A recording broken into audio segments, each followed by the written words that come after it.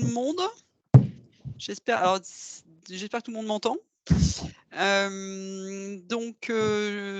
Pour ceux qui ne me connaissent pas, je suis Gwenaëlle Locher, je suis médecin au CEPIAS basé à Amiens et donc on vous accueille aujourd'hui pour un nouveau webinaire sur, sur des données qu'on veut vous présenter, de notre côté régional, pour vous faire, faire passer un certain nombre d'informations et donc j'ai le plaisir donc ce la thématique, c'est autour du secteur médico-social sur la résistance, aux antibiotiques, la solution hydroalcoolique un tout petit peu et puis, un bilan des signalements et donc on a le plaisir d'accueillir, Emmanuel Serre qui est médecin à la veille sanitaire de l'ARS et donc qui va nous faire, un bilan signalement en 2021 si je dis pas de bêtises et Oui. puis un petit point, rapide sur le circuit des signalements.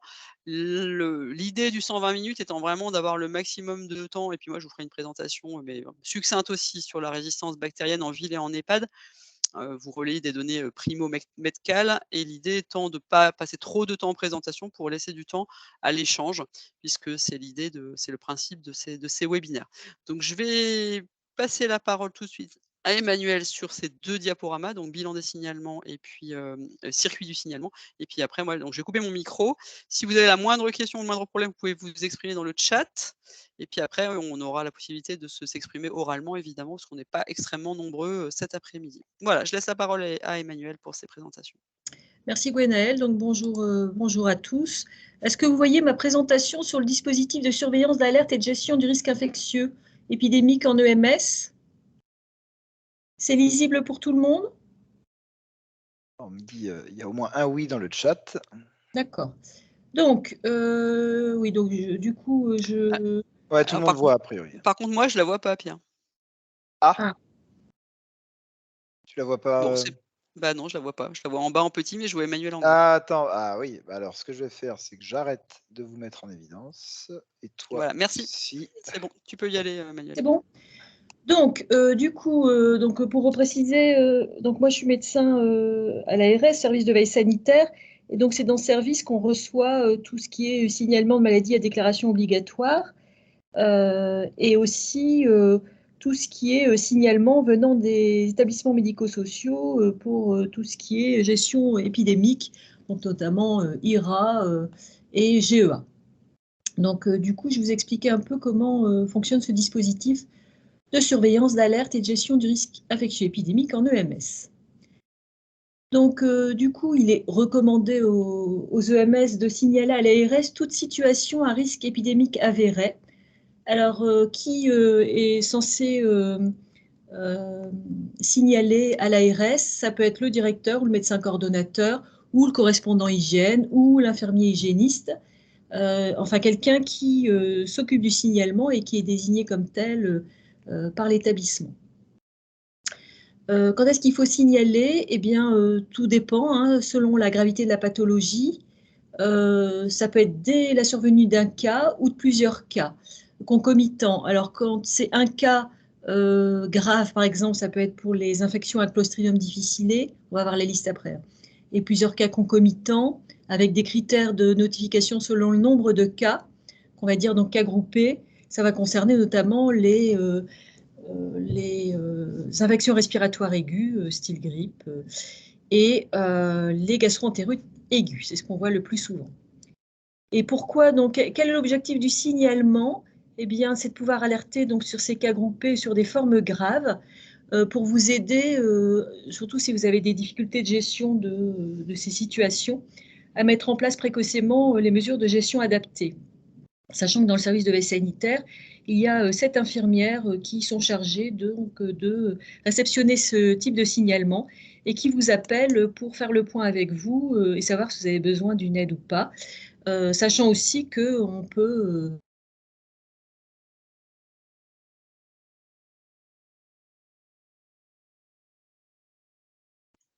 On t'a perdu, Emmanuel. Je crois qu'elle a gelé, ouais.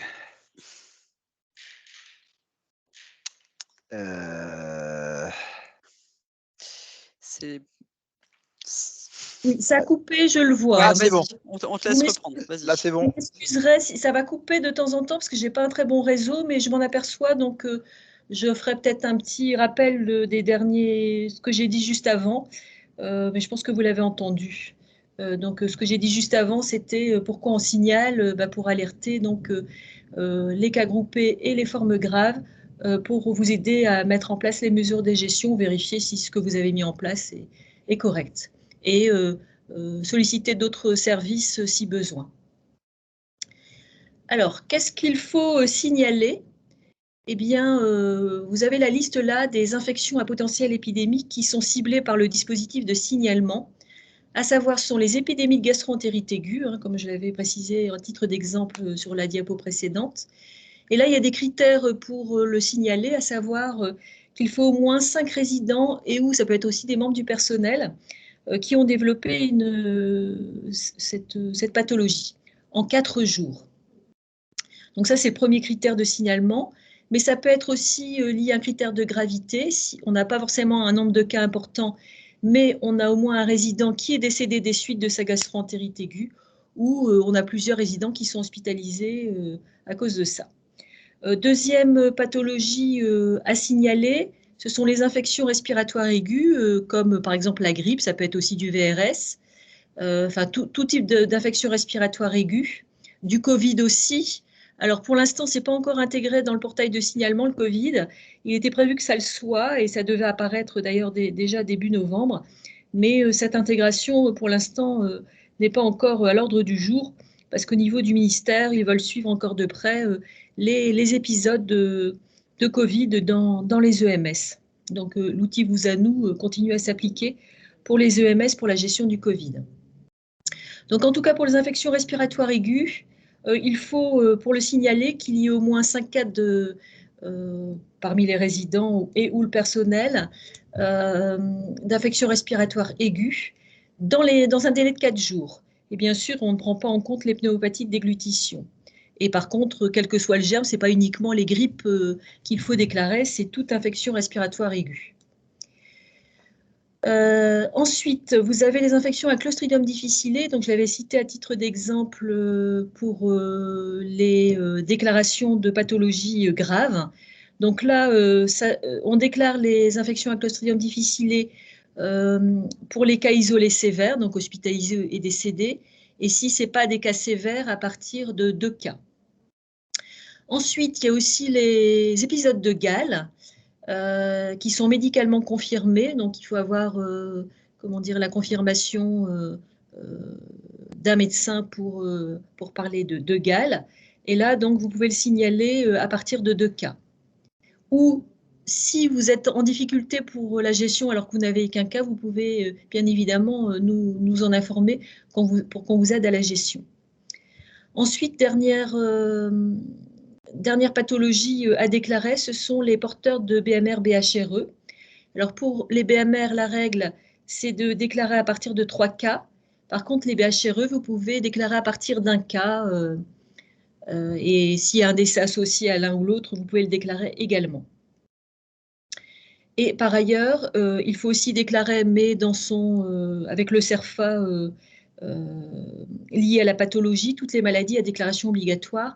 Et là, je vous ai mis un lien vous permettant d'avoir accès à toutes ces maladies à déclaration obligatoire. Donc voilà pour les modalités de signalement. Alors ce que je vais faire, c'est que je vais dérouler la présentation, Gwenaëlle, et puis vous notez si vous avez des questions, et puis après on échangera sur les questions. Je crois que ce sera plus simple. Donc je continue. Concernant le circuit du signalement, alors comment on signale et à qui on signale? Alors, depuis décembre 2019, les épidémies d'IRA et de GEA se déclarent en passant par le portail national de signalement. Donc, cette déclaration va concerner alors, le ciblage, c'est tous les EHPAD. C'est comme ça que l'instruction est rédigée. Pour autant, les établissements médico-sociaux qui s'occupent des personnes handicapées peuvent aussi passer par ce portail s'ils veulent signaler ce genre d'événement qu'ils ont besoin d'aide. Donc, ça concerne donc en priorité tous les EHPAD, et là, quel que soit leur statut. Ça veut dire que pour les EHPAD qui dépendent d'un centre hospitalier, qui habituellement, le centre hospitalier, quand il a des déclarations d'épidémie à faire ou de BHRE, il passe par ICIN, l'applicatif ICIN. Là, en l'occurrence, pour les épidémies d'IRA et de GEA en EHPAD, même qui dépendent des centres hospitaliers, il faut le déclarer via ce portail et pas par ISIN. Et je vous ai mis également le lien vous permettant d'accéder au portail de signalement de ces deux types d'épidémies. Il y a un guide réflexe qui a été élaboré au niveau de la Direction générale de la santé sur la prise en charge de ces cas groupés qu'on pourra vous diffuser en aval de ce webinaire. Par contre, pour les autres pathologies que j'ai citées dans la diapositive précédente, à savoir GAL, infection à Clostridium difficile et BMR-BHRE, là, il faut remplir une fiche. C'est une fiche qui a été élaborée au niveau régional en lien avec le CEPIAS, donc ARS, CEPIAS et Santé publique France.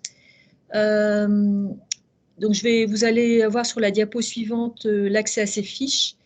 Et donc, cette fiche, il faut la remplir et la transmettre par mail à la boîte signal de l'ARS, qui ensuite, le service qui va recevoir les signalements va le renvoyer au service de veille sanitaire. Et donc, vous avez l'adresse mail pour envoyer le signalement sur la boîte signal de l'ARS. En privilégiant, alors vous avez aussi un numéro de fax que j'ai laissé parce qu'il est toujours d'actualité, mais on vous conseille de privilégier la transmission par mail parce que les fax, ça peut se perdre en route. Alors, comment s'effectue la déclaration sur le portail national des signalements? Eh bien, il y a 2 temps pour cette déclaration. Donc, je rappelle, hein, c'est pour les épidémies de GEA et d'IRA. Donc, le premier temps, eh bien, vous devez choisir, une fois que vous arrivez sur le portail de signalement, la rubrique « Vous êtes un professionnel de santé » et vous avez une partie qui indique « Maladie nécessitant une intervention de l'autorité sanitaire et une surveillance continue ». Et là, vous sélectionnez la première partie, la déclaration concernée, donc soit de l'IRA, soit la GEA. Donc, il faut bien que vous spécifiez le type d'épidémie auquel vous êtes confronté. Et ensuite, vous avez une deuxième étape. Donc ça, il y aura un premier volet qui va sortir suite à votre signalement, qui va nous être transmis.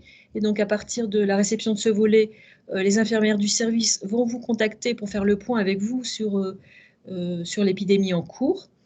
Et fera le lien dans un deuxième temps avec l'équipe mobile d'hygiène pour les EHPAD qui bénéficient de ce service, ou l'équipe opérationnelle d'hygiène pour les EHPAD dépendants des centres hospitaliers, pour les avertir de cette épidémie, pour que vous ayez une aide à la gestion de leur part.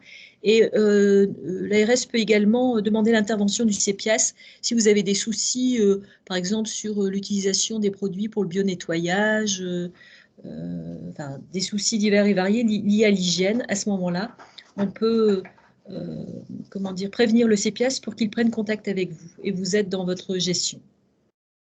Donc ça, voilà pour la première étape. Et la deuxième étape, donc il y a une clôture à faire du signalement, ce qui va émettre un deuxième volet. Et là, cette clôture, il faut la faire 10 jours après la survenue du dernier cas d'IRA ou de GEA dans l'établissement. Et là, vous faites la même démarche que pour la première étape sur le choix des onglets sur le portail pour pouvoir clôturer ce signalement. Et là, après, nous, on clôturera aussi à notre niveau. Et par contre, il ne faut pas que vous oubliez de retenir le numéro de référence du premier volet de déclaration pour pouvoir faire la clôture dans un deuxième temps.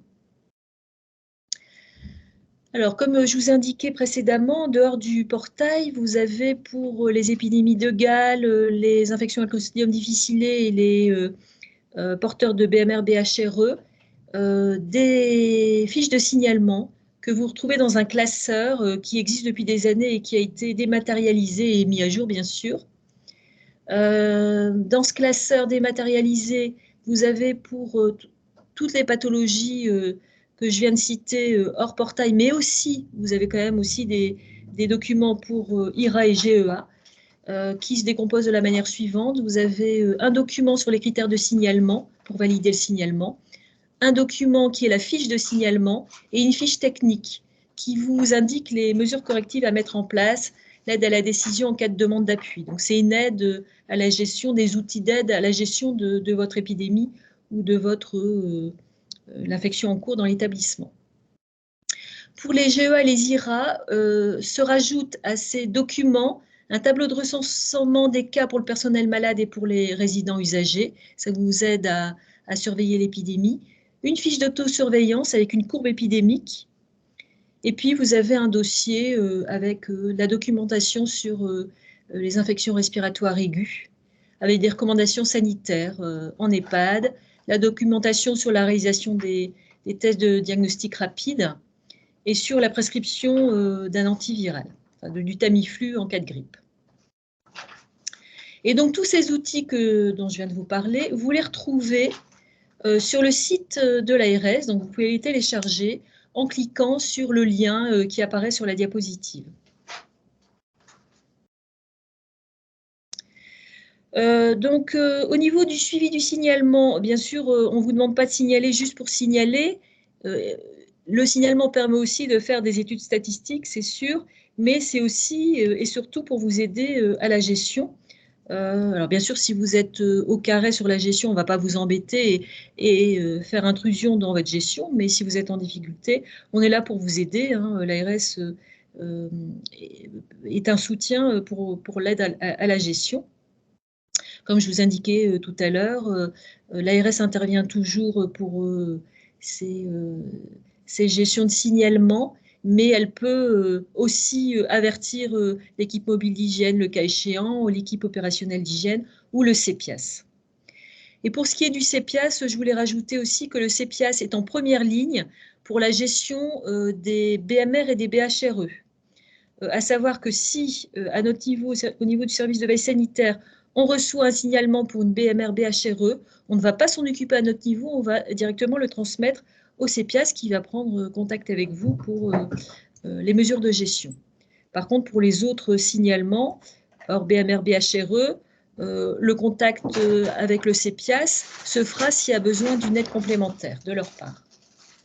Par contre, l'information de l'EMH et ou de l'EOH, quand l'établissement est rattaché à l'un ou à l'autre, se fait dans tous les cas.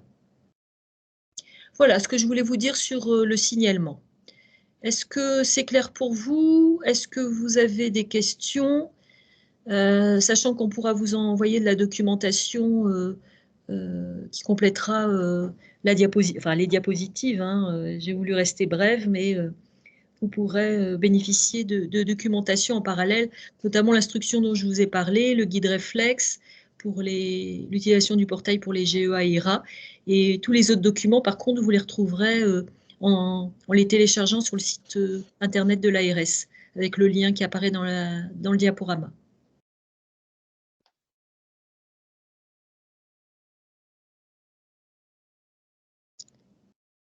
C'est clair pour vous?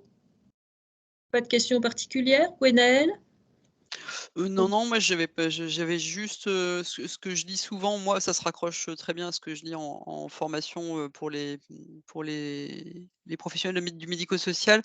Souvent je leur dis que même s'ils atteignent pas les 5 cas en 4 jours ou les 4 cas en 5 jours, je sais jamais, ils peuvent quand même appeler. Enfin, c'est-à-dire que s'ils se Bien sentent en sûr, difficulté, voilà, c'est ce qui est recommandé, mais ça vous empêche pas d'appeler avant. tout à fait. Si, voilà, si vous sentez que la situation peut ou va déraper, parce que quelquefois on sent quand même que ça peut aller très, très vite. C'est vrai que sur la gastro et les IRA, bon, ça peut vraiment décoller à une vitesse assez, on l'a vu avec le Covid, mais c'est pas que le Covid, hein. La gastro-entérite et la grippe, ça peut aller très, très vite. Donc voilà, n'hésitez pas à faire appel, aussi bien à l'ARS ou éventuellement à nous-mêmes. De toute façon, on est en lien permanent, hein, donc si Tout à l'ARS fait. est au courant et qu'elle a besoin du CEPIAS, elle fera appel à nous, et si nous, on sent Mmh. qu'il y a une situation où il y a besoin d'un appui de l'ARS et que l'établissement est d'abord passé par nous, on fera aussi appel à l'équipe d'Emmanuel. Donc voilà, il y a vraiment un lien, qui se fait en continu, sur la gestion du signalement en médico-social, sans aucun souci. S'il y a pas de questions, du coup, je te Alors, je propose voulais de passer rajouter. à la Attends, vas-y, je t'en juste prie. rajouter, excuse-moi, Gwenaëlle, rajouter quand même une chose, c'est que au niveau du service de veille sanitaire, donc comme je vous expliquais, c'est les infirmières du service qui vont vous appeler pour faire le point avec vous sur la gestion de votre signalement, même si vous ne demandez pas d'aide, hein, mais c'est juste pour checker avec vous si tout va bien. Et c'est pas non plus pour contrôler si vous avez bien fait ou mal fait votre travail. On n'est pas là pour ça, on est là vraiment pour vous épauler si besoin. Et en tout cas, quand il y a une prise de contact et un suivi qui est effectué par l'ARS, quand la gestion se passe bien. Les infirmières vous rappellent en général une fois dans la semaine, hein, le temps de comment dire que l'épisode se poursuit pour refaire le point avec vous, pour voir s'il n'y a pas de soucis particuliers. Et si vous évoquez par exemple des soucis de ressources humaines, le service peut faire le lien avec la direction de l'offre médico-sociale pour les alerter sur cette situation. D'ailleurs, cette direction de l'offre médico-sociale est alertée dans tous les cas par un mail d'information de la situation épidémique dans votre établissement. Donc, elle est au courant. Et s'il y avait des difficultés à résoudre style ressources humaines, on peut avertir également cette direction. Donc, c'est vraiment pour vous aider. Voilà. S'il n'y a pas de questions, on va passer à la présentation sur faire le bilan du coup, enfin, sur le Oui. bilan des signalements 2021. Tout à fait. Pour Donc, je lesquels me connecte pour le diaporama. J'espère que ça ne va pas cafouiller. Je demanderai à Pierre de l'aide. Ouais, je regarde.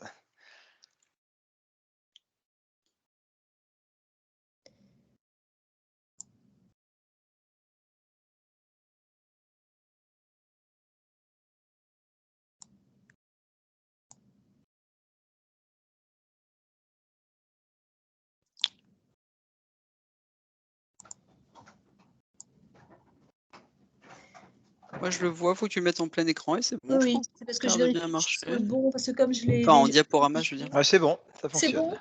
Ok, donc du coup, pour illustrer mes propos concernant le dispositif de signalement, je vais vous présenter le bilan qu'on fait de manière annuelle sur les signalements qu'on a reçus dans le service, donc toujours de veille sanitaire, des établissements médico-sociaux des Hauts-de-France, donc pour l'année 2021. Donc là, pour 2021, il y a 85 signalements qui ont été réceptionnés au service de veille sanitaire. Et sur ces 85 signalements, 83 ont été validés. Et c'est 83, sur ces 83 signalements, une grande majorité provient des EHPAD. Donc là, vous voyez sur les graphiques 73 signalements pour les EHPAD. Et vous avez après un peu saupoudré. Excusez-moi, c'est pas le bon diaporama. Donc je vais y mettre fin et reprendre le bon. Autant pour moi, parce que je l'ai modifié, je vois que je ne suis pas sur le bon. Je savais qu'il pouvait y avoir cette difficulté.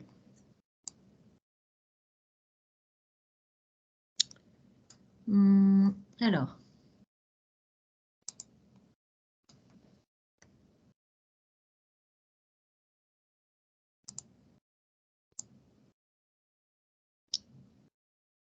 Hop.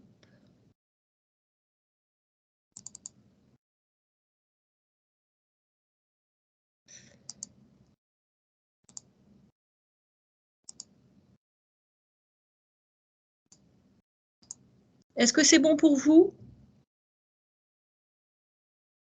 Est-ce que mon diaporama s'affiche bien? Non, cette fois, on voit le mode présentateur.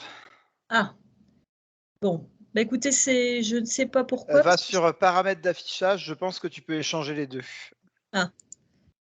Basculer entre le mode présentateur et le mode diaporama. Ouais, ça c'est devrait bon là? marcher. Non. Dupliquer peut-être? Ouais, ce que je viens de faire.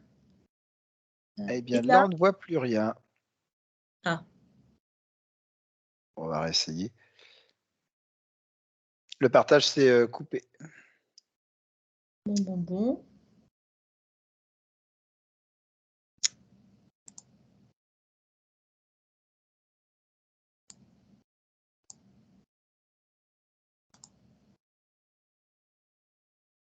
Alors, je repartage.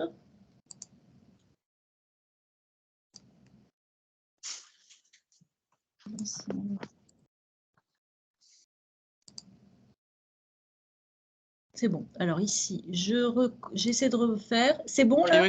Non, c'est encore le On mode est de nouveau en mode présentateur. présentateur. Bah, tu peux avancer quand même les diapos ou pas? Ouais, je vais les avancer. Et si je fais ça, là, vous voyez rien? Si, on voit, mais ça change rien. Non, C'est en ça mode change rien. présentateur. Ouais, bah, je ne peux pas le régler autrement. Bah, écoutez, c'est pas très grave, vous allez le voir en Est-ce que double. tu peux ce qu'il y a, c'est que c'est un peu petit. On voit, ça fait vraiment petit comme. Parce que du coup, on n'a pas les diapos, on n'a pas du tout les diapos en plein écran en fait. Ouais, mais Et là, vous l'avez pas non plus, hein? Non, là, ça coupe le il partage. disparaît complètement. Ouais, ça disparaît. Je suis désolée, la Ça manip. disparaît complètement. C'est bizarre. Parce La que c'est... manip, ouais. Est-ce Alors, que tu l'ouvres sur le même écran que tu avais ouvert l'autre Ah. oui. Bon, du coup, ah, non, j'allais Ah, prendre. c'est bon. Ah, c'est bon. Bon, alors, J'allais prendre la parole sur un autre sujet. Mais je ne sais pas pourquoi ça marche des fois. Ouais, c'est un peu aléatoire, ça. J'ai l'impression. Hein, bon, voilà. Donc, je reviens sur ce que j'avais dit. Donc, 85 signalements, 83 validés. La plupart viennent d'EHPAD.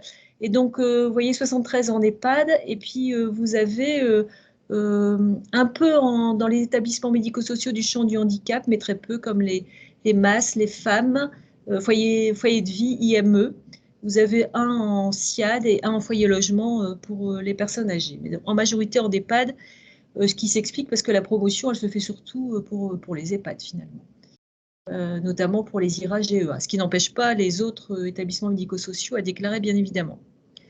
Ensuite, concernant la répartition géographique des signalements, vous voyez que là, sur ce premier graphique, on a une proportion importante de signalements émis par des établissements médico-sociaux, donc notamment des EHPAD du Nord, qui représentent la moitié des signalements, et en deuxième ligne, le Pas-de-Calais, qui représente un quart des signalements.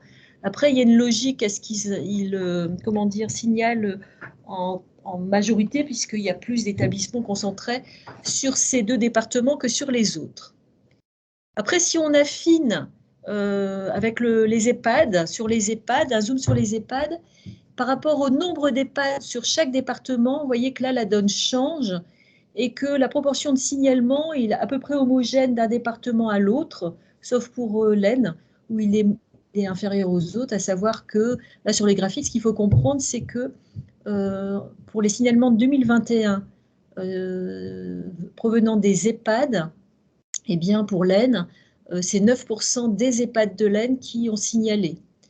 C'est donc 13% pour le Nord, pareil pour l'Oise,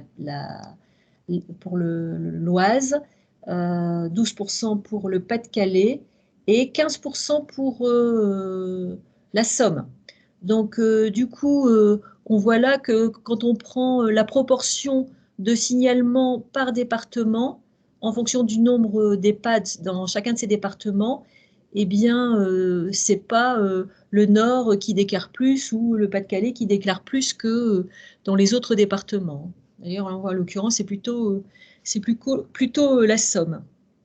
En tout cas, la proportion reste quand même assez basse par rapport au nombre d'EHPAD sur chacun des départements. Ensuite, concernant la nature des signalements, eh bien, 2 tiers de ces signalements correspondent à des épidémies de GEA. Là, on en a donc 57. On a eu 57 déclarations de GEA, 16 déclarations de Gall, 7 déclarations d'IRA, 2 de Clostridium difficile, 1 de BHRE. Alors là, on a quand même une particularité liée à la pandémie Covid, c'est qu'habituellement, alors des GEA, on en a toujours beaucoup, mais on a beaucoup plus d'IRA qui sont déclarés habituellement. Et vous savez comme moi que l'année dernière, la grippe, on ne l'a pas vue apparaître, alors que d'habitude, les années précédentes, enfin pas en 2020 non plus, mais avant l'arrivée du Covid, on avait des épidémies de grippe qui étaient déclarées à profusion, et donc c'est pas représentatif de ce qui se passe habituellement hors Covid. Concernant la distribution des signalements dans le temps, il y a un effet saisonnier qui est constaté, notamment pour les épidémies de GEA. Bon, normalement, on devrait le constater aussi pour l'IRA, mais là, vu le faible nombre de déclarations d'IRA, c'est moins visible. Concernant les GEA, on s'est penché sur le résultat des prélèvements, puisque ça fait partie des rubriques, des items qui sont à renseigner dans la fiche de signalement. Donc, les déclarations de GEA qui représentent 57 signalements, sachant qu'il y avait 55 signalements qui provenaient d'EHPAD, un signalement d'un FAM, donc un foyer d'aide médicalisée pour le champ du handicap, et un d'un foyer logement. Eh bien, pour 2 tiers de ces signalements, il y a eu une recherche de germes par un examen microbiologique des selles. Donc, il y a eu un peu plus de recherches que l'année précédente. On n'était qu'à un tiers en 2020. Et pour ces signalements qui, avec recherche de germes, eh bien, on ne retrouve quand même pas de germes dans 2 cas sur 3. Et vous avez un camembert qui représente la proportion de germes retrouvés ou pas, d'ailleurs. Donc, en bleu, vous avez les résultats négatifs. Et les autres couleurs, c'est les résultats de germes retrouvés. Donc, on a, je dirais, pour ce qui a été retrouvé, une majorité de neurovirus, pour 8 signalements. Ensuite, on a 3 signalements avec du rotavirus. Et puis, vous avez d'autres bactéries qui apparaissent à la marge, que vous verrez dans le diaporama.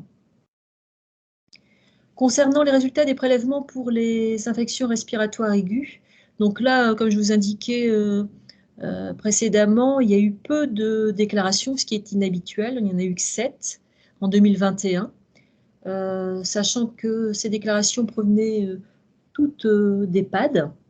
Et là, donc, on s'est penché sur la réalisation des tests de diagnostic rapide grippe et également des dépistages Covid. Donc, pour la grippe, eh bien, sur les 7 signalements, ça a été réalisé pour 4 signalements sur les 7, avec un seul dépistage positif pour la grippe.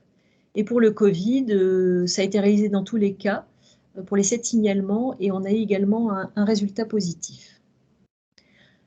Alors, sachant bien évidemment que pour le Covid, les signalements de cluster Covid ont été effectués par les établissements médico-sociaux, mais par un autre biais, pas par le portail des signalements, mais que vous ne verrez pas dans la diapositive. Concernant le taux d'attaque pour les gastroentérites et les infections respiratoires aiguës, alors pour les gastroentérites, on avait un taux d'attaque de près de 32% chez les résidents, on était à 26% en 2020 et 10% chez le personnel et 12% en 2020. Donc on voit que là, quand, je veux dire, ça peut vite monter l'épidémie, et que du coup, mettre des mesures rapidement permet d'éviter qu'un tiers, là, c'est à peu près un tiers des résidents, soient contaminés par cette épidémie. Pour ce qui est des infections respiratoires aiguës, là, le taux d'attaque est moindre. On est à 22% chez les résidents, c'est à peu près pareil l'année précédente, et 6% chez le personnel. Donc là, on peut aussi agir sur les mesures barrières, comme pour les GEA, pour éviter que ça se propage dans l'ensemble de l'établissement. Pour les infections respiratoires aiguës, il y a des critères de gravité qui sont également pris en compte. Alors, quels sont-ils? Il y a les 3 décès en moins de 8 jours. Donc là, sur les 7 signalements qu'on a reçus, il n'y en a aucun qui a signalé ce type de sévérité. Par contre, autre critère de sévérité, c'est 5 nouveaux cas ou plus dans une même journée. Là, ça concernait un établissement. Et pareil pour l'absence de diminution de l'incidence dans la semaine suivant la mise en place des mesures de contrôle. Concernant la couverture vaccinale contre la grippe et la mise sous Tamiflu pour la grippe, en prévention de la grippe, des diffusions de la grippe. Donc pour la couverture vaccinale grippale des résidents, on est toujours sur du déclaratif. Ce que nous a déclaré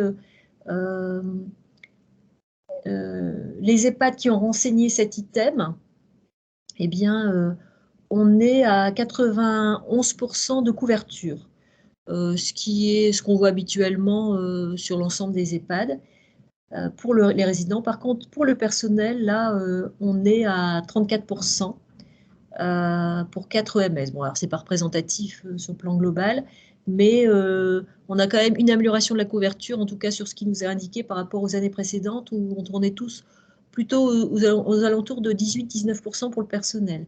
Mais là, cette année, je pense que ça va de nouveau diminuer la couverture grippale personnelle suite aux différents campagnes de vaccination pour le Covid, justement. Ça va avoir une influence négative.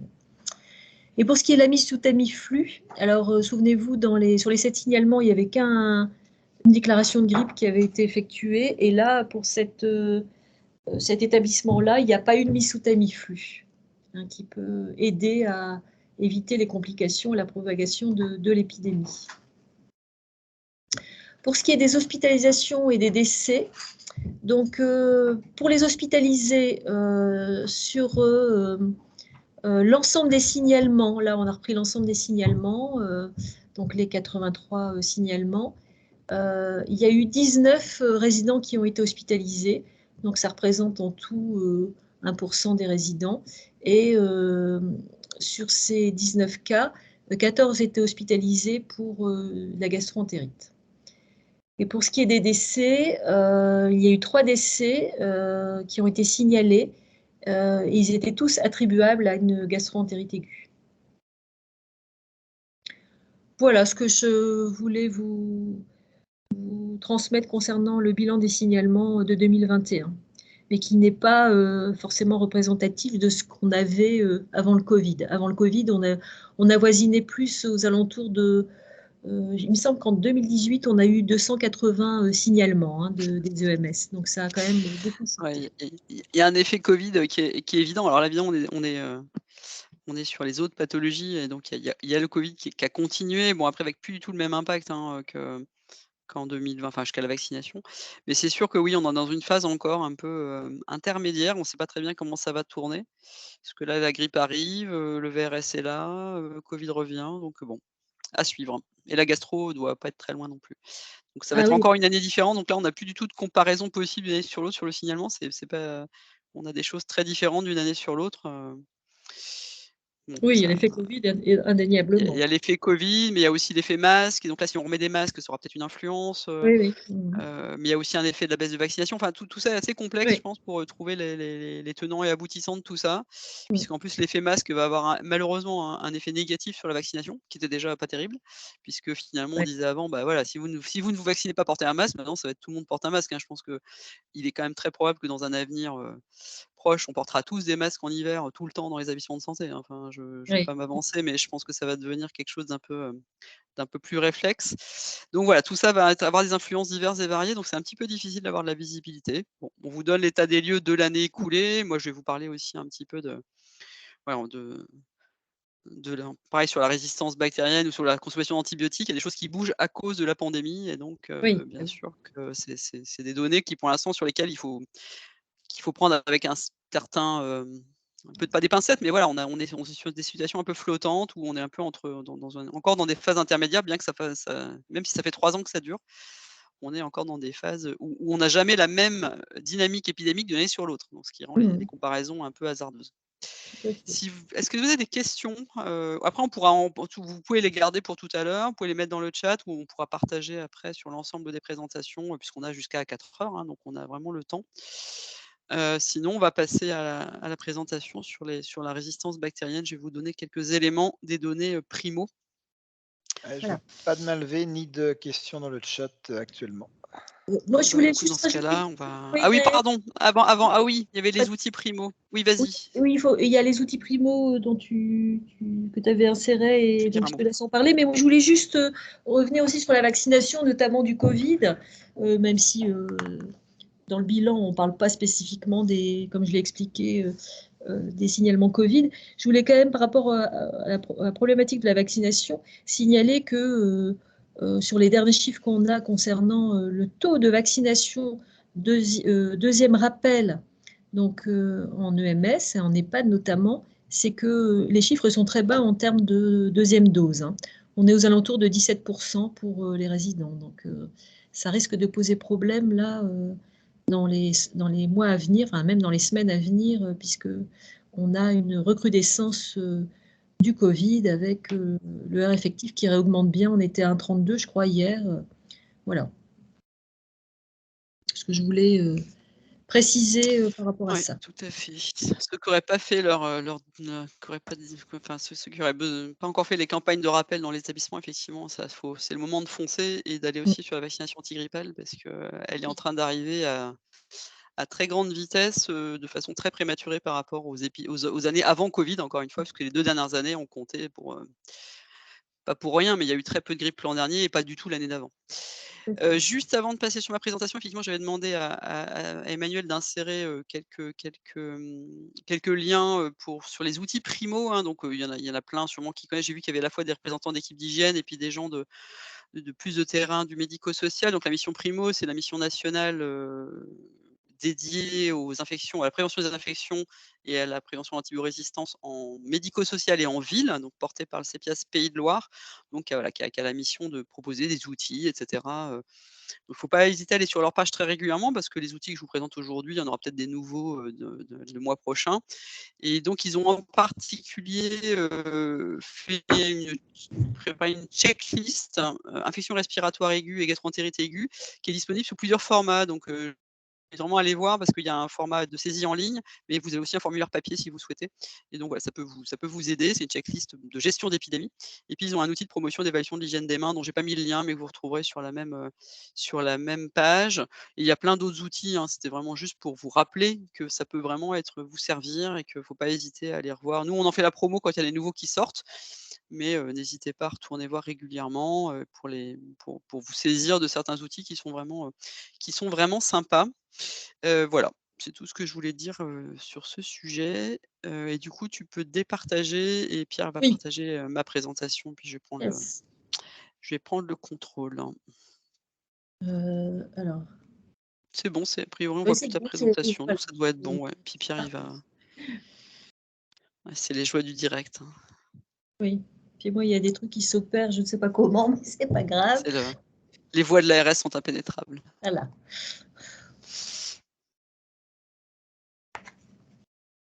Merci Pierre. Donc je prends le contrôle. Donc moi, ce que je voulais vraiment, ce dont je voulais vous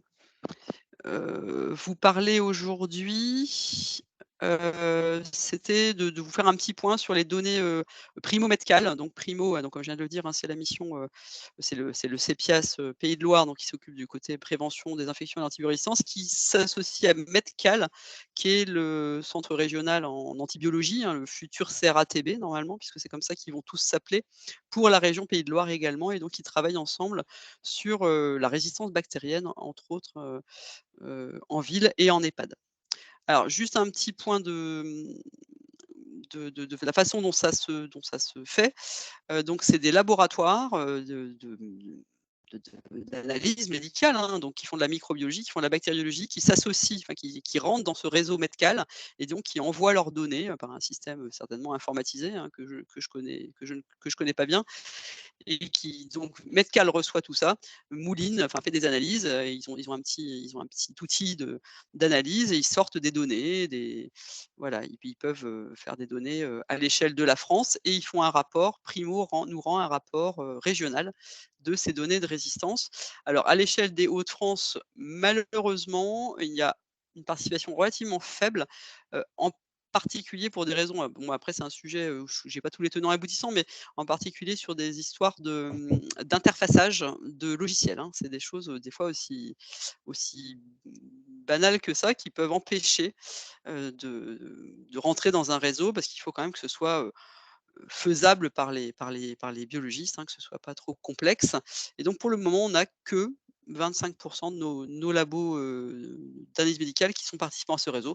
C'est mieux que rien, d'autant que ça représente quand même 42 000, un peu plus de 42 000 antibiogrammes, ce qui est déjà pas si mal en termes de statistiques, hein, ça commence à faire un peu de chiffres. Et puis bien sûr, c'est très, très majoritairement des antibiogrammes urinaires, hein, de CBU, puisque vous savez qu'en pratique, de ville et aussi en pratique, EHPAD, hein, c'est principalement ça, le premier poste de prélèvement microbiologique, c'est évidemment l'urine. Donc je vais vous parler que de ça, que de CBU, et principalement d'Escherichia coli qui représente dans ces antibiogrammes plus de 80 des cas, ce qui est tout à fait, logique, hein, puisque c'est le germe le plus répandu dans les infections urinaires, que ce soit d'ailleurs en ville ou en infection associée aux soins. C'est vraiment le premier germe responsable d'infection urinaire. Alors je rappelle, mais je pense que vous le savez, hein, mais en particulier pour les équipes d'hygiène qui sont présents à cette réunion aujourd'hui, que les EHPAD dont on parle, c'est pas vos EHPAD, enfin c'est pas les EHPAD hospitalières, hein, c'est vraiment les EHPAD, non rattachés à les centres hospitaliers. C'est vraiment des données de labos de ville et donc ça ne veut pas dire que ça ne vous concerne pas du tout parce que vous pouvez aussi recevoir des résidents, qui viennent de ces EHPAD, mais en tout cas ce ne sont pas les EHPAD hospitalières. Et donc à l'échelle nationale, c'est plus de 1 300 labos et donc c'est presque 600 000 antibiogrammes collectés tout de même, hein, donc ça commence à faire des chiffres intéressants. Et donc ils font un rapport national, ils ont fait une synthèse, que je vous invite à aller voir, une infographie extrêmement, extrêmement synthétique, qui est bien faite et qui donne, les choses principales sur ces données de résistance bactérienne. Alors moi, je vais vraiment vous parler de peu de choses, pour pas vous assommer de chiffres, hein, parce que c'est des tableaux très complets qu'ils envoient. Je vais vous parler d'Escherichia coli, puisque c'est effectivement, la bactérie largement prédominante et donc on va séparer vraiment les hommes et les femmes, puisque on n'a vraiment pas les mêmes à la fois pas les mêmes infections et pas les mêmes recommandations en termes d'antibiothérapie. Donc chez les hommes, je me suis vraiment basée, hein, du coup j'ai copié, les copains de Primo, puisque j'avais trouvé que c'était vraiment très malin j'ai bien vu l'intérêt de ne présenter que ces 3 molécules-là, donc je ne vous présente les données que pour les fluoroquinolones, le Bactrim et donc les C3G, pourquoi? Bah, parce que c'est les 3 molécules recommandées dans, le traitement des infections urinaires masculines. Donc c'est bien pour ça que c'est ces molécules-là qu'il est intéressant, de voir apparaître. Alors moi, comme j'ai des très mauvais yeux, je ne vois même pas très bien ma propre présentation, mais en tout cas, vous voyez donc que les données vous avez à chaque fois sur mes graphiques, les patients vivant à domicile et les patients vivant en EHPAD pour vous montrer les grosses différences qu'on a en termes de résistance, bactérienne entre ces 2 populations. Alors j'ai regardé parce que là, on n'est pas forcément sur des populations d'âge égal, mais on a aussi regardé avec Pierre, les populations d'âge, plus de 65 ans et on a à peu près les mêmes chiffres. Donc vous voyez qu'il y a une grosse différence de résistance et vous voyez surtout quand même que, parce que la première reco en termes de traitement de l'infection urinaire masculine, c'est la fluoroquinolone, parce que c'est ce qui marche le mieux. C'est là, du coup, c'est pas dans ces infections-là qu'il faut épargner les fluoroquinolones a priori, hein, parce qu'on en a vraiment besoin, ça a une bonne pénétration prostatique. Sauf que quand même, dans 40 des cas, en EHPAD, bah, ça va pas marcher. Donc c'est beaucoup, hein, 40 d'échecs, thérapeutiques, sur ce genre d'infection. Donc vous voyez qu'on est dans une situation quand même de résistance qui est pas spécialement, qui est assez inquiétante. Bah, c'est vrai que moi quand j'ai vu ces chiffres que j'avais pas regardé depuis longtemps, j'ai trouvé que c'était assez frappant. Heureusement, on reste sur les céphaloporides 3e génération en ville, sur quelque chose beaucoup plus, faible. Mais en fait, je vous rappelle quand même qu'on est sur de l'Escherichia coli. Escherichia coli, c'est une bactérie normalement multisensible, hein. Donc on est quand même sur des taux de résistance très élevés, ce qui est pas spécialement rassurant pour les années à venir.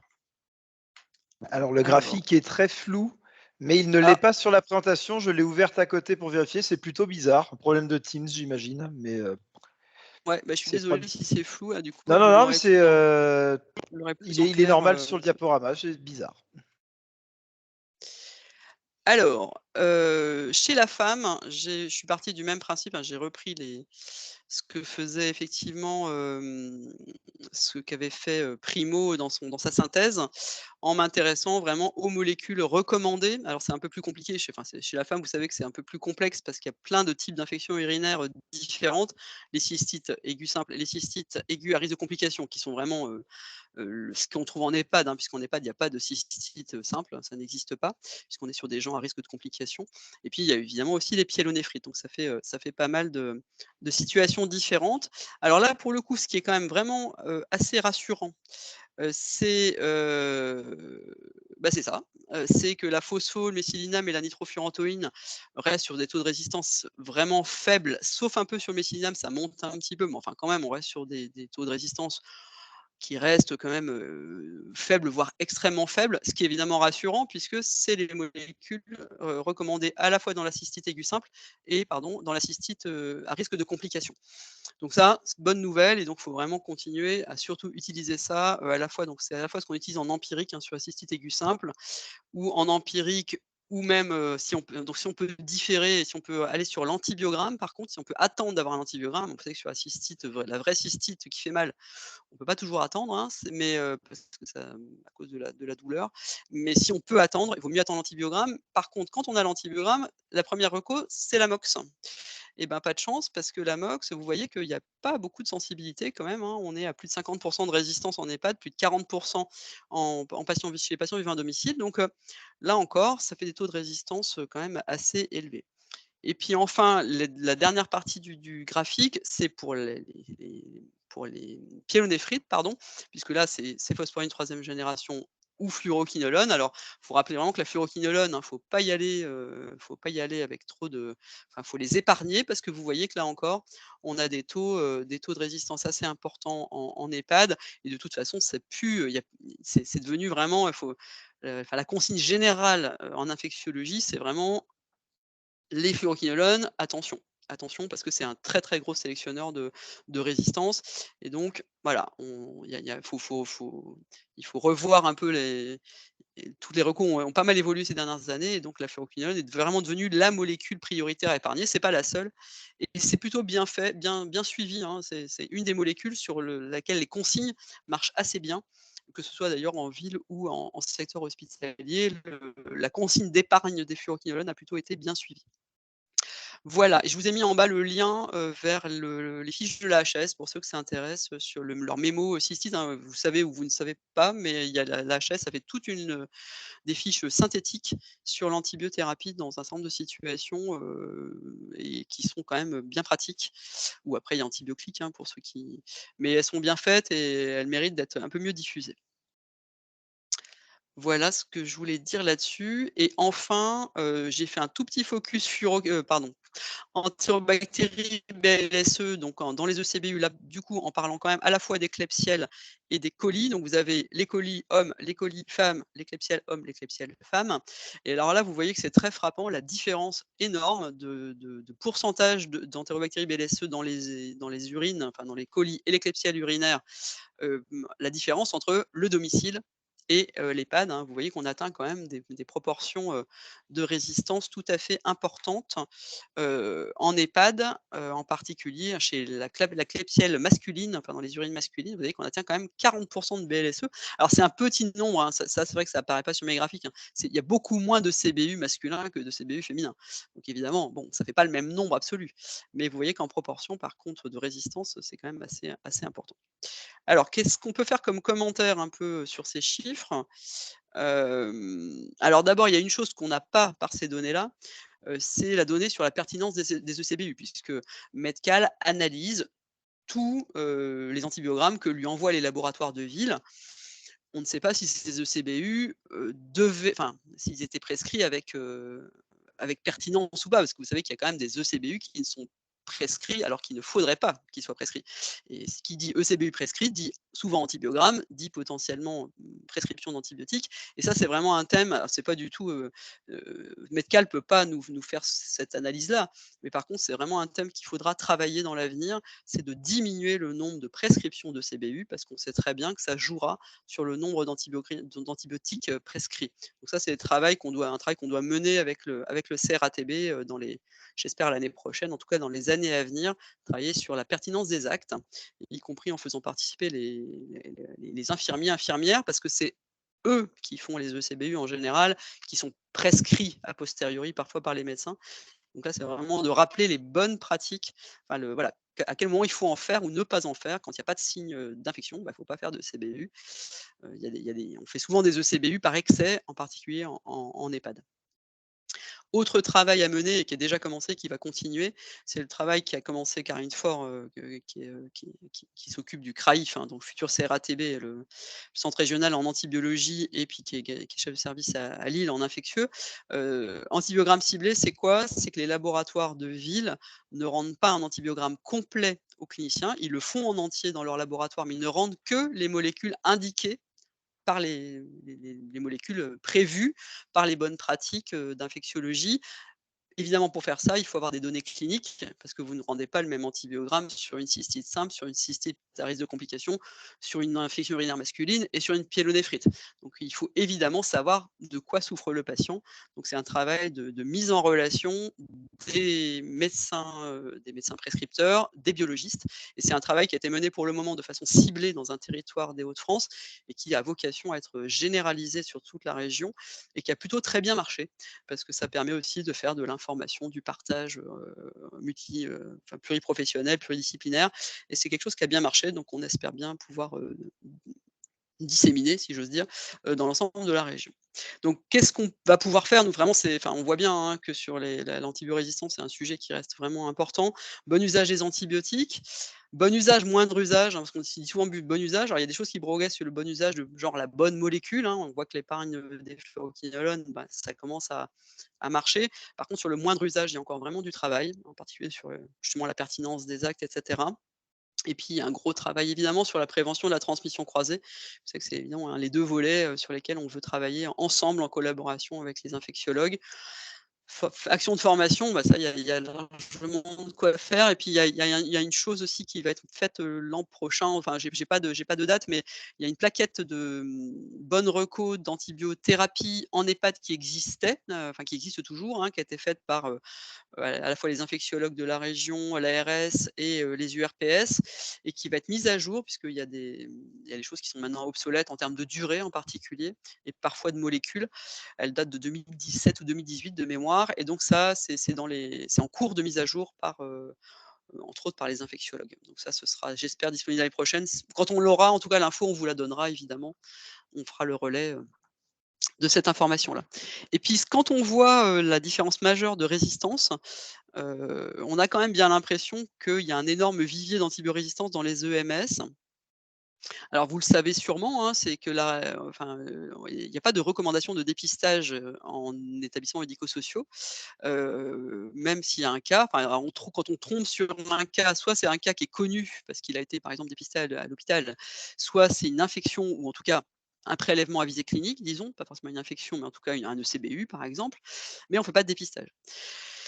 Donc on ignore en fait, là c'est la partie émergée de l'iceberg, on ignore le portage qui est sûrement probablement très élevé en termes de BLSE, hein, faut pas trop se faire d'illusions et donc on suppose en tout cas qu'il y a un réservoir de bactéries multirésistantes en EHPAD et donc ça pose quand même la question et ça c'est quelque chose sur lequel votre position m'intéresse parce que, faut-il dépister les résidents quand ils arrivent à l'hôpital en systématique? Je sais qu'il y en a qui le font, parce que la recommandation, c'est de cibler les endroits où on sait qu'il y a une circulation, mais là, on ne le sait pas et on ne le saura pas puisque, de toute façon, il y aura jamais de gestion des BMR en EHPAD comme il y a à l'hôpital. Hein, il y a pas les mêmes recos. Les recos sont de faire, très peu de dépistage, voire de pas dépister. Donc, du coup, voilà, ça c'est une vraie question, une question, qui me semble en tout cas intéressante à vous poser, à nous poser.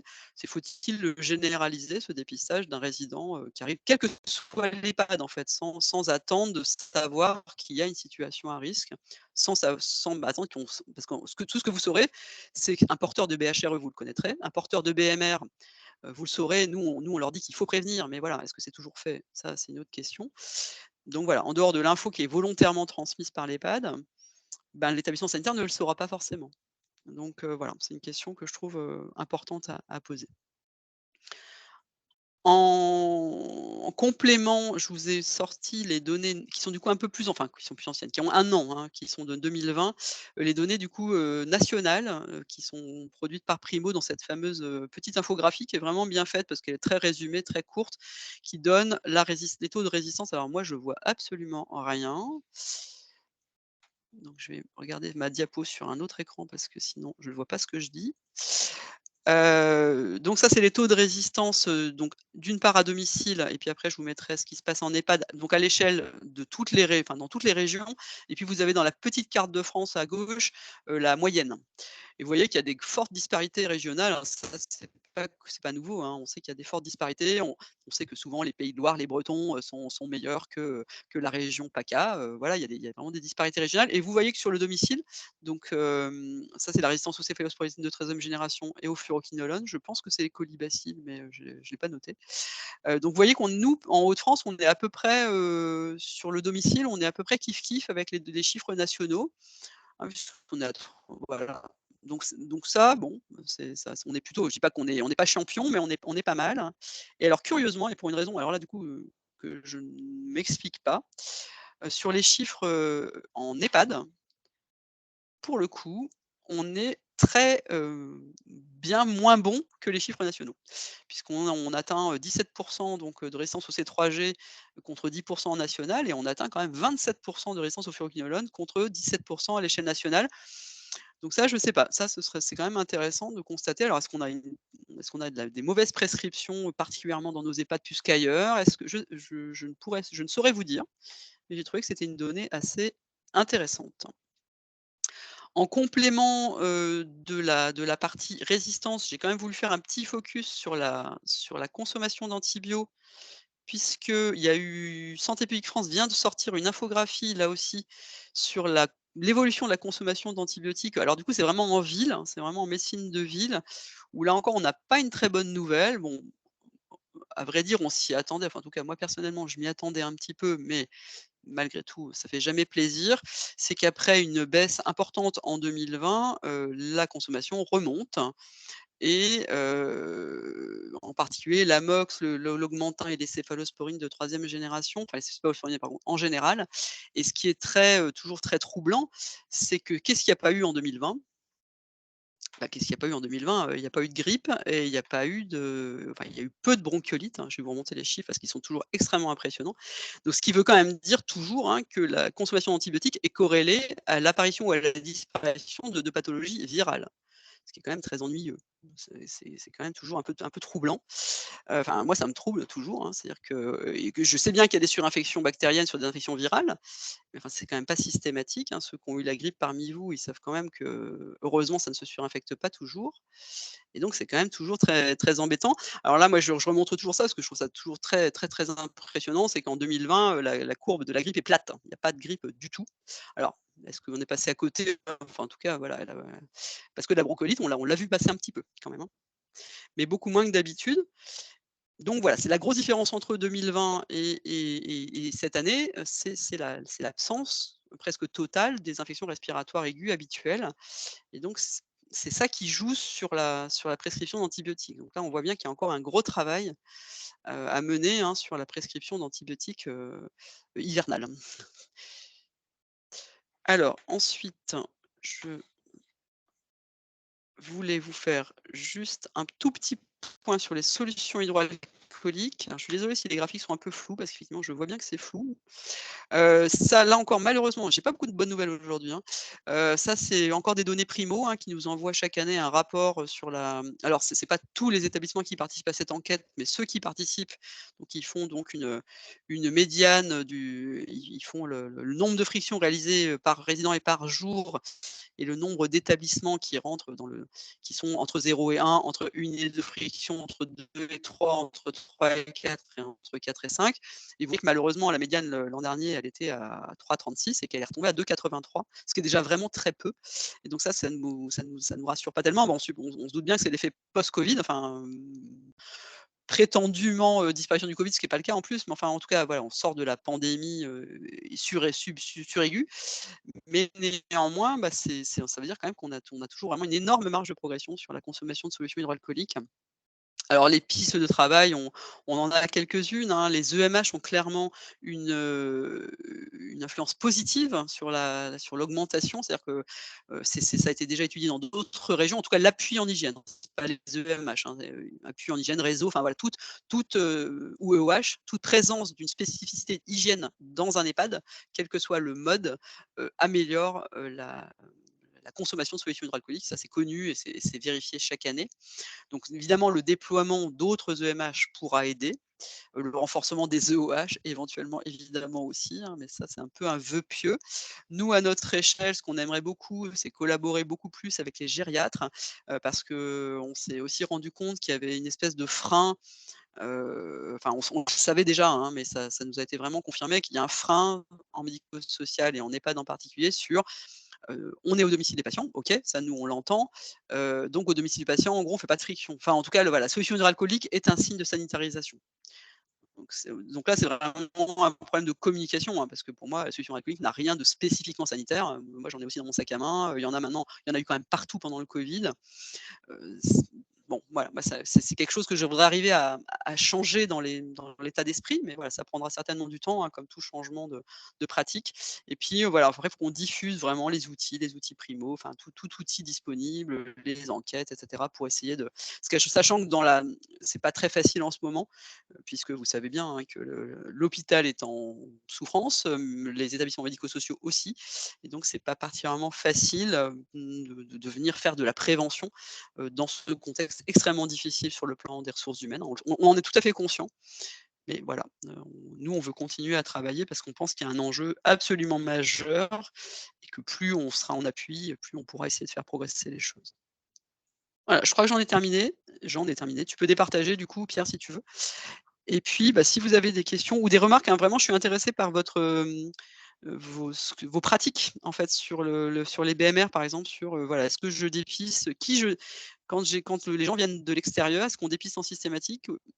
parce qu'avant, c'est vrai qu'on a voilà, on était sur il y a une épidémie, je dépiste, je suis au courant, je dépiste, comme vous ne l'êtes pas et vous ne pouvez pas l'être sur les BLSE, est-ce que vous dépistez en systématique? Est-ce que quelqu'un veut prendre la parole? Est-ce que est-ce que vous avez des pratiques, enfin des procédures d'établissement particulières les uns et les autres? Je sais que j'ai vu des collègues, d'EOH qui sont présents dans la salle, hein.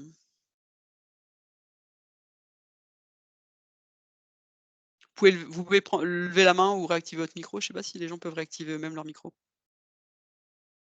Alors, pas encore. Bah, attends, je vais, autoriser tout le monde à pouvoir couper Ouais, réactiver son micro, ça va être plus simple vu le monde. bah, je veux bien, ouais, comme ça. Alors, Alors j'ai un voilà.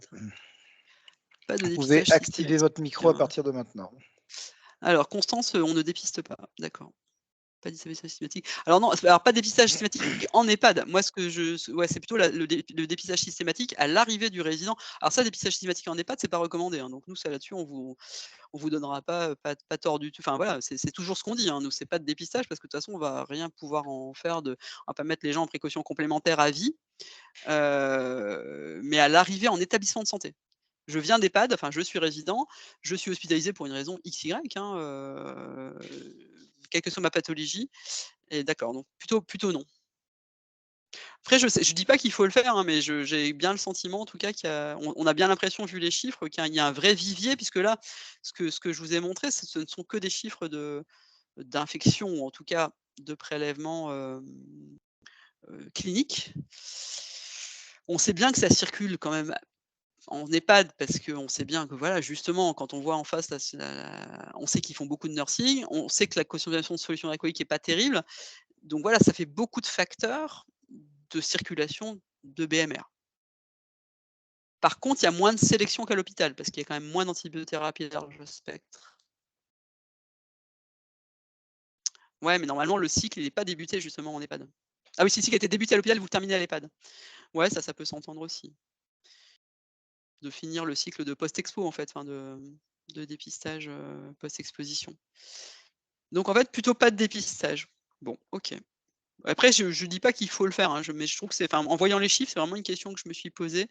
Alors pas en EHPAD, on est bien d'accord, hein, en établissement sanitaire, à l'arrivée des résidents, de proposer un dépistage pour avoir une idée un peu de ce qui se passe. Bon, OK, et est-ce que vous avez d'autres, enfin, ouais, est-ce qu'il y a des remarques? Est-ce qu'il y a des difficultés aussi, hein, sur la résistance? Enfin, ouais, quelle est votre image, vous, de résistance, dans vos établissements? Est-ce qu'il y a de toute façon, comme on dépiste pas, c'est vrai qu'on ne la voit pas trop en EHPAD, hein. On sait bien qu'on est sur, quelque chose de sous-évalué, mais c'est pas que c'est volontaire, hein, c'est que faire du dépistage en EHPAD, de toute façon, enfin nous on milite plutôt pour, voilà, on leur dit: «Attention, même si vous en trouvez, vous arrêtez pas les activités collectives, voilà, vous renforcez le niveau».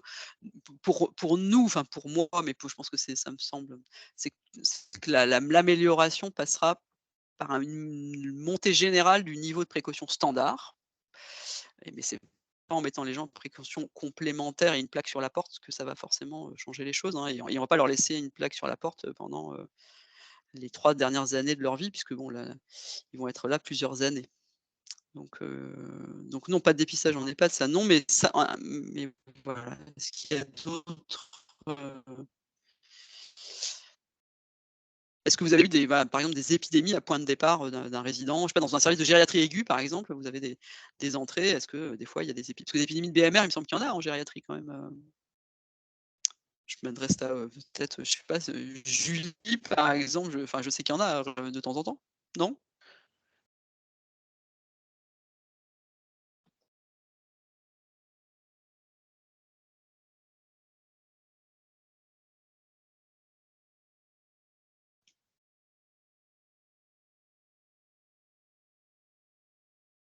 Ah, ah,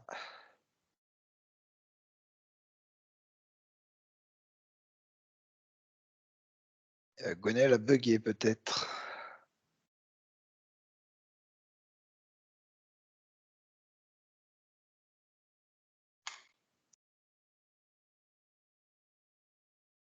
Ah non, c'est revenu. Ton micro est coupé.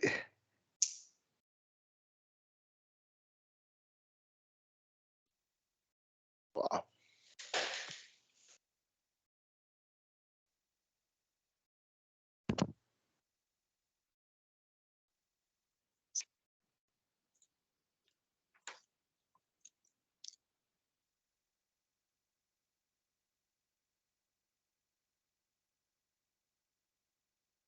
Argonel, je sais pas si tu dis quelque chose dans la dernière minute, mais on n'a rien entendu du coup.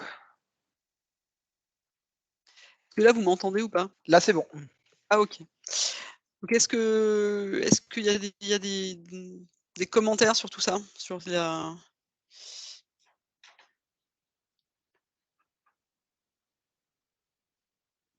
Non? Vous êtes bien timide aujourd'hui?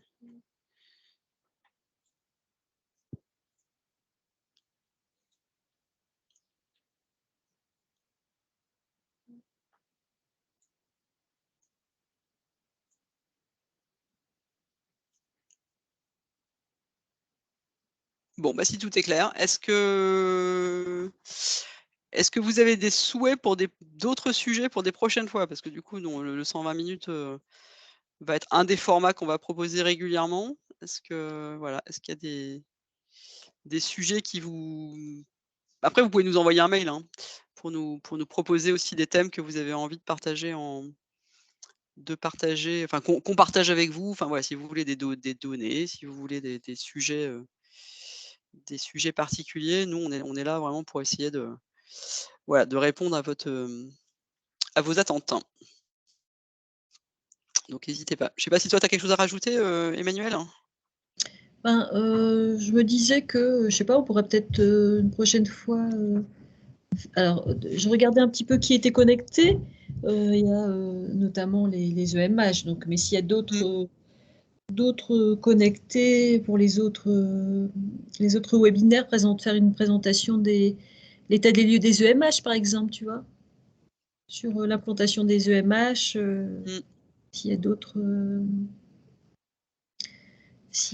D'autres invités, enfin d'autres. Oui, oui, alors on sait que la sensibilisation des soignants, c'est très difficile. Il y a le turnover, il y a la fatigue, Mm. il y a le sous-effectif. Enfin, voilà, ça, on en est tout à fait conscient, hein, et c'est vraiment une période compliquée pour tout le monde, y compris pour nous, hein, parce qu'on sait bien que voilà, on va faire de la formation, que les gens vont partir, que, le turnover, ça c'est sûr que ça en plus ça permet pas d'avoir des correspondants en hygiène. Donc voilà, on a tout ce qu'on aimerait avoir et tout ce qui pourrait vraiment nous permettre d'asseoir une espèce de socle de prévention qui tiendrait dans le temps. Ça ne fonctionne pas pour un Mm. certain nombre de raisons, dont effectivement le turnover et Heu, alors des petits liens YouTube après, si vraiment vous avez bien sûr, enfin, il y a des choses qui existent. Ce que vous pouvez faire, c'est vous nous renvoyez vous m'appelez ou vous m'envoyez un mail enfin, je dis à moi, au CEPIAS, et puis on essaiera de voir ensemble ce qu'on peut vous proposer selon le thème que vous voulez.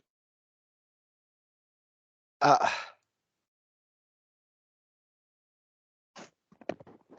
ça a recoupé. Hein. Mm. En effet.